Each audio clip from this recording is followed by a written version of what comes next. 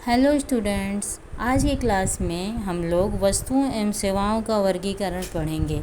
जैसा कि आप लोग जानते हैं, उत्पादन के द्वारा ही समाज में वस्तुओं एवं सेवाओं का सृजन होता है, जिससे हमारी आवश्यकताओं की संतुष्टि होती है।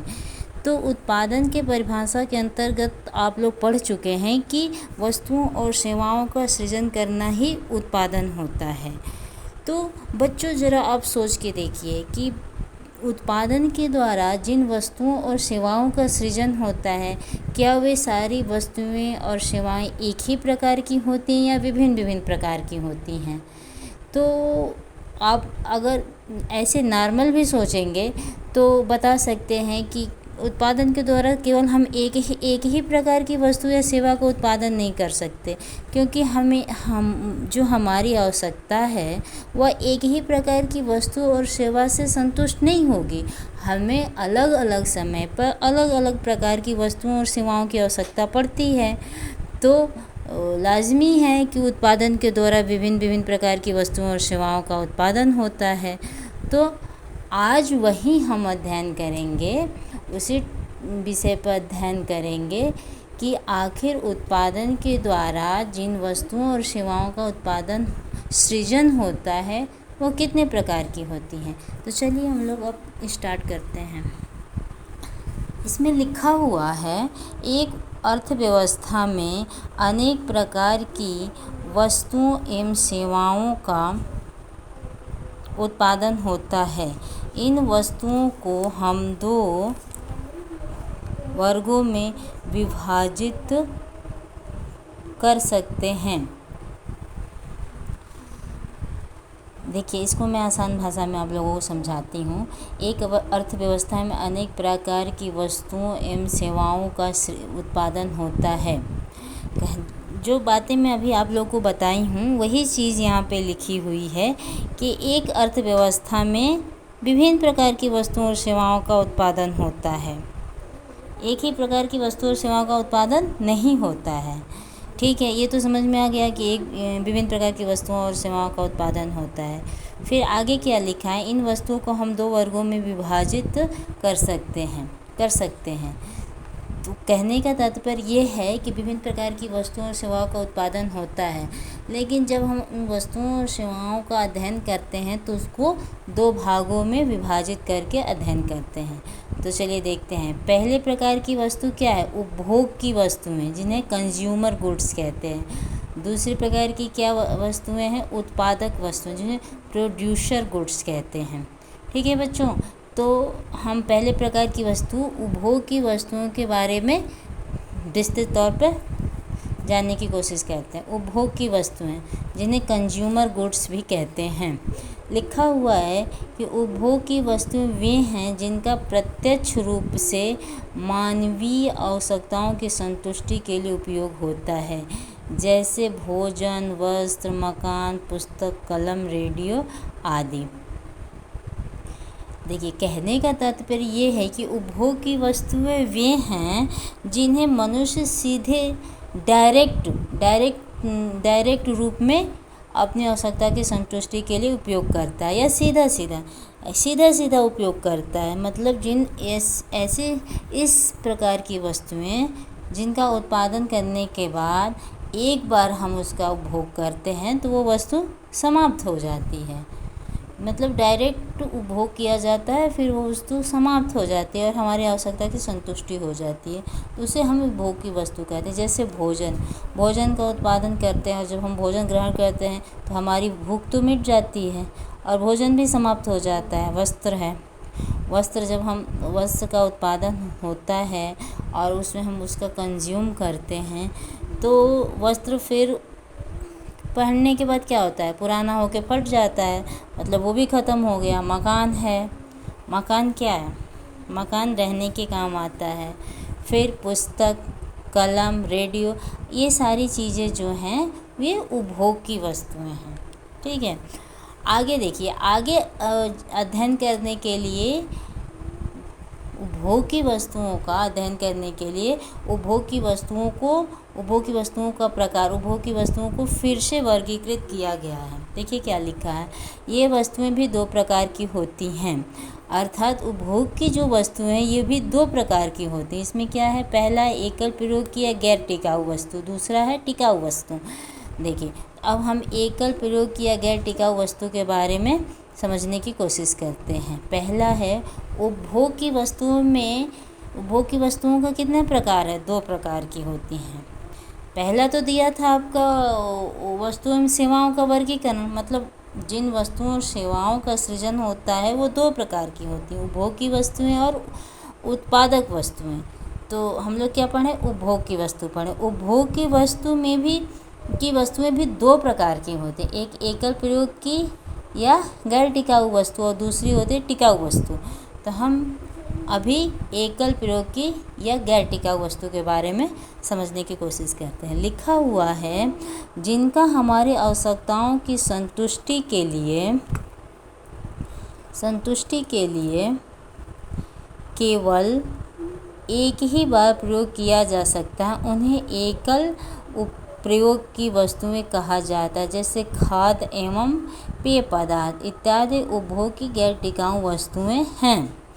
तो ये तो पढ़ के आपको समझ में आ गया होगा, फिर भी मैं आप लोगों को समझाती हूँ कि एकल मतलब एक बार, एकल प्रयोग मतलब इसका शाब्दिक अर्थ निकाला जाए तो शाब्दिक अर्थ से ही पता चल जा रहा है एकल प्रयोग का मतलब ही हुआ कि एक बार प्रयोग किया जा सकता है। गैर टिकाऊ मतलब कि वो टिकाऊ नहीं है, उसका उत्पादन हुआ तो हमें उसे एक लिमिट समय में उसका उपभोग कर जाना है, नहीं तो वो वस्तु फिर बेकार हो जाएगी। तो इसके से हमके शाब्दिक अर्थ से ही पता चल जाता है कि एकल प्रयोग की या गैर टिकाऊ वस्तु क्या कहलाती है। एकल प्रयोग की मतलब एक बार प्रयोग में होने वाली या एक लिमिट समय में प्रयोग होने वाली वस्तु। इसमें लिखा भी है कि जिनका हमारे आवश्यकताओं की संतुष्टि के लिए केवल एक बार ही प्रयोग किया जाता है, उन्हें एकल प्रयोग की या गैर टिकाऊ वस्तु कहते हैं। जैसे खाद्य पदार्थ या पेय पदार्थ। अब जैसे खाद्य पदार्थ में भोजन है, भोजन का जब उत्पादन होता है तो उसका प्रयोग उपभोग हम एक बार करते हैं और भोजन समाप्त हो जाता है। कुछ समय के बाद जैसे हम किसी रेस्टोरेंट में जाते हैं खाना खाने के लिए और वहाँ खाना सुबह बना, अगर वो शाम तक खाना कंज्यूम नहीं हुआ, बिका नहीं, तो अगले दिन वो खाना क्या हो जाता है, बेकार हो जाता है। तो जो खाना एक बार प्रयोग होगा खाने की चीज़, कोई कस्टमर गया, खाने का ऑर्डर किया और उसने खाना खाया, तो उसने जितना ऑर्डर किया, एक थाली ऑर्डर किया तो उसने एक थाली खाना खा लिया, मतलब एक थाली खाना ख़त्म हो गया, तो एकल प्रयोग की हो गई। फिर गैर टिकाऊ का मतलब फिर वही हुआ कि अगर सुबह से जो खाना बना है अगर शाम तक नहीं ख़त्म होता है तो अगले दिन वो ख़राब हो जाएगा। तो इस तरह जो भोजन है वह एकल प्रयोग की या गैर टिकाऊ वस्तु। उसी तरह पेय पदार्थ आता है। पेय पदार्थ में आप लोग दूध, दही, मक्खन, घी इत्यादि को ले सकते हैं। ठीक है बच्चों, तो ये आप लोगों को समझ में आ गया होगा। अगला हम देखते हैं, अगला क्या है, टिकाऊ वस्तु। चलिए टिकाऊ वस्तु के बारे में देखते हैं। टिकाऊ वस्तु किसे कहते हैं।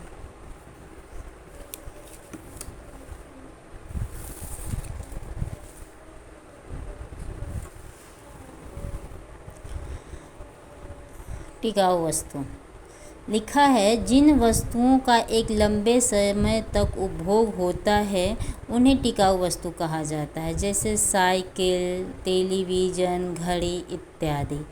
तो भोजन और पेय पदार्थ किस प्रकार की वस्तु है, एकल प्रयोग की या गैर टिकाऊ वस्तु, लेकिन है क्या, उपभोग की वस्तु ही है। उसी प्रकार दूसरा टाइप उपभोग की वस्तुओं में दूसरा टाइप आता है टिकाऊ वस्तु। उसमें उसको जो टिकाऊ वस्तु होती है वो एक लिमिट समय, मतलब एक सीमित समय के लिए नहीं उपयोग होती है, बल्कि वो असीमित समय के लिए उपभोग की जाती है। इसमें लिखा हुआ भी है, जिन वस्तुओं का एक लंबे समय तक उपभोग होता है उन्हें टिकाऊ वस्तु कहा जाता है। जैसे साइकिल, जैसे आपने साइकिल खरीद लिया, टेलीविज़न, टीवी खरीदा, घड़ी खरीदा, इसे तो आप लोगों ने व्यक्तिगत प्रयोग के लिए खरीद लिया, क्योंकि जब एक आदमी साइकिल खरीदता है तो व्यक्तिगत प्रयोग के लिए खरीदता है, वो सार्वजनिक प्रयोग के लिए नहीं खरीदता है, क्योंकि वो ले जाएगा, खुद उसको चलाएगा हो सके उसके फैमिली मेम्बर चलाएंगे, लेकिन उससे बाहर तो उसको कोई नहीं चलाएगा, समाज के लोग या देश के लोग तो चलाएंगे नहीं। तो उसी तरह जो साइकिल है उपभोग के लिए खरीद के लेके गया, लेकिन ये नहीं है कि वो सुबह खरीद के ले गया तो शाम को तक नहीं चलाया तो साइकिल ख़राब हो जाएगी, या एक बार चलाए तो फिर दूसरी बार यूज नहीं होगा, ऐसा नहीं है। साइकिल, टेलीविज़न और घड़ी में ऐसा नहीं है, लेकिन एक बार खरीद लिया गया उपभोग करने के लिए तो ये बहुत समय तक इसका उपभोग किया जाता है। तो ये क्या हो गया, टिकाऊ वस्तु हो गई। ठीक है बच्चों, तो उपभोग की वस्तुओं में दो टाइप की वस्तुएं आती हैं, एक टिकाऊ वस्तु और एक गैर टिकाऊ वस्तु। और आपने क्या पढ़ा था वस्तुओं और सेवाओं के वर्गीकरण में कि दो प्रकार की वस्तुएं होती हैं, उपभोग की वस्तुएं और उत्पादक वस्तुएं। अब हम दूसरे टाइप की वस्तु के बारे में पढ़ेंगे, उत्पादक वस्तुएं या प्रोड्यूसर गुड्स। चलिए देखते हैं प्रोड्यूसर गुड्स हम किसे कहते हैं। प्रोड्यूसर गुड्स के अंतर्गत उत्पादक वस्तुएं उन वस्तुओं को कहते हैं जिनका अधिक उत्पादन अथवा आय प्राप्त करने के लिए प्रयोग किया जाता है। इस प्रकार की वस्तुएं अर्थव्यवस्था की उत्पादक क्षमता में वृद्धि करती हैं। अब देखिए, समझने की कोशिश करिए। उत्पादक वस्तुएं उन वस्तुओं को कहते हैं जिनका अधिक उत्पादन अथवा आय प्राप्त करने के लिए प्रयोग किया जाता है। मतलब ये हुआ कि उत्पादक वस्तुएं वो वस्तुएं कहलाती हैं जिनका प्रयोग फिर से उत्पादन करने के लिए किया जाता है या उससे आय प्राप्त करने के लिए की जाती है। उन वस्तुओं को उत्पादक वस्तुएं कहते हैं। और उत्पादक वस्तुएं जो होती हैं वो किसी अर्थव्यवस्था में या किसी देश की उत्पादन क्षमता में वृद्धि करती हैं, मतलब देश की आय में वृद्धि करती हैं। ठीक है, अब देखिए उत्पादक वस्तुओं का प्रकार। उत्पादक वस्तुओं का प्रकार, अब जैसे आप सोच रहे होंगे कि आखिर ये उत्पादक वस्तुएं कौन कौन सी होती हैं। तो जैसे मान लीजिए जो बीज है वो क्या है, उत्पादक वस्तु है, क्योंकि बीज से हम पुनः खेती करते हैं, खेती करके फिर से उत्पादन करते हैं, तो क्या हुआ है, उत्पादन भी बढ़ रहा है और किसान की आय भी बढ़ रही है। तो इस प्रकार बीज क्या हो गया, बीज हो गया उत्पादक वस्तु। आगे हम देखते हैं उत्पादक वस्तुओं का वर्गीकरण भी किया गया है। उत्पादक वस्तुओं का प्रकार, उत्पादक वस्तुओं का प्रकार कितना है, देखिए चलिए देखते हैं। उत्पादक की वस्तुएं दो प्रकार की होती हैं, अर्थात उपभोग की वस्तुओं की तरह उत्पादन की वस्तुएं भी दो प्रकार की होती हैं। कौन कौन सी हैं, गैर टिकाऊ वस्तुएं और टिकाऊ वस्तुएं। गैर टिकाऊ उत्पादक वस्तु और टिकाऊ उत्पादक वस्तु, ये दो प्रकार है। पहला क्या है, गैर टिकाऊ वस्तुएं। कच्चा माल, खाद, बीज इत्यादि गैर टिकाऊ उत्पादक वस्तुएं कहलाती हैं। जिस प्रकार उपभोग की वस्तुओं में गैर टिकाऊ वस्तुएं थीं, उसी प्रकार उत्पादक वस्तुओं में भी गैर टिकाऊ वस्तुएं होती हैं। इसमें क्या है, कच्चा माल। कच्चा माल किसे कहते हैं, जैसे गेहूं का उत्पादन हो गया, किसान गेहूं का उत्पादन किया, उसने अपने गेहूं किसी ब्रेड बनाने वाली कंपनी को बेच दिया।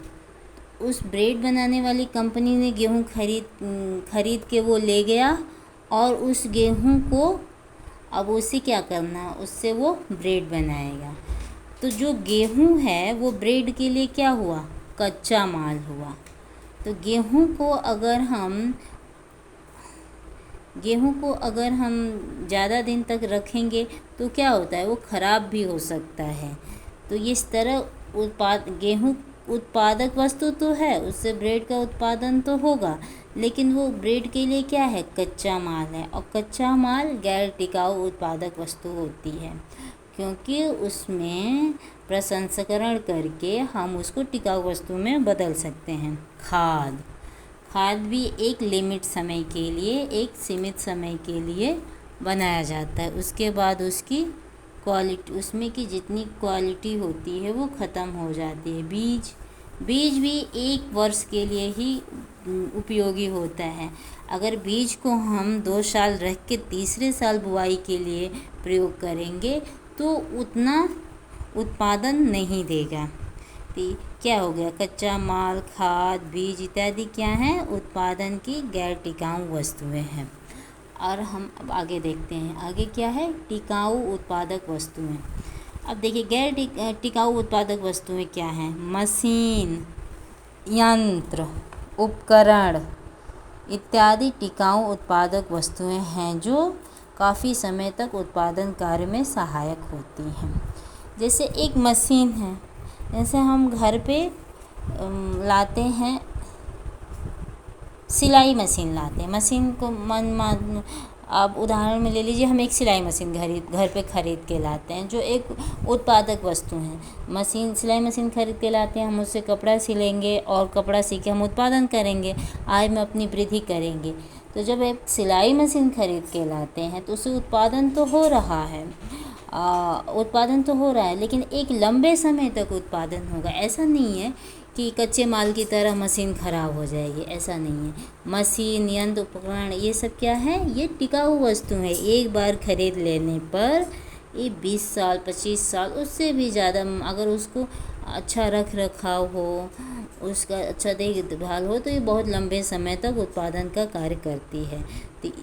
तो इस प्रकार ये सारी चीज़ें क्या हैं, उत्पादन की टिकाऊ वस्तुएं हैं। चलिए इसे हम रेखा चित्र के द्वारा आपको एक साथ समझा देती हूँ। ठीक है बच्चों, देखिए क्या था हमारा टॉपिक, था वस्तुओं एवं सेवाओं का वर्गीकरण। तो वस्तुओं एवं सेवाओं का वर्गीकरण था। तो जब हम वस्तुओं और सेवाओं का वर्गीकरण करते हैं तो वस्तुएं और सेवाएं कितने प्रकार की होती हैं, 2 प्रकार की। पहली होती है उपभोग की वस्तु और दूसरी उत्पादन की वस्तु। ठीक है, तो जब पहला नंबर होता है उपभोग की वस्तु। उपभोग की वस्तु को फिर हम दो भागों में वर्गीकृत करते हैं। पहला होता है एकल प्रयोग या गैर टिकाऊ वस्तु जैसे भोजन, दूसरा टिकाऊ वस्तु जैसे मकान। आगे देखते हैं उत्पादन की वस्तुएं। उत्पादन की वस्तुओं को भी हम 2 भागों में वर्गीकृत करते हैं। ये कितने प्रकार की होती हैं, ये भी 2 प्रकार की होती हैं, टिकाऊ, गैर टिकाऊ वस्तु, कच्चा माल, टिकाऊ वस्तु, मशीन। तो बच्चों अब आप लोगों को समझ में आ गया होगा वस्तुओं और सेवाओं का वर्गीकरण कितने प्रकार से किया गया है और उनका क्या क्या मतलब है। ठीक है बच्चों, तो जय हिंद, जय भारत, जय बिहार।